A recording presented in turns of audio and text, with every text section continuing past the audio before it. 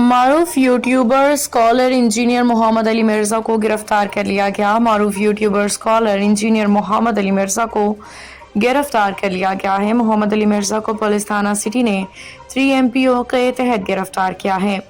Police کے مطابق محمد علی مرزا کو گرفتاری کے بعد جیل منتقل کر دیا گیا۔ انجینئر مرزا کے خلاف مذہبی جماعتوں کی طرف سے درخواست دائر کی گئی تھی۔ آج مختلف علماء کرام کے وفود نے ضلع انتظامیہ سے ملاقاتیں کی تھیں۔ علماء کرام کی طرف سے محمد علی مرزا کی گرفتاری کا مطالبہ کیا گیا تھا۔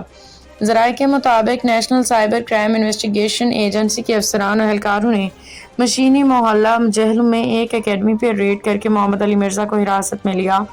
ذرائع کا بتانا ہے انجینئر محمد علی مرزا کو متنازع مذہبی بیان دینے پہ ڈپٹی کمشنر جہلم سید میثم عباس کے احکامات پہ 3 MPO کے تحت گرفتار کر کے جیل منتقل کر دیا گیا ہے۔ محمد علی مرزا کی اکیڈمی کو بھی تالے لگا کے سیل کیا گیا۔ گرفتاری کا مقصد امن و امان کی صورتحال کو برقرار رکھنا ہے۔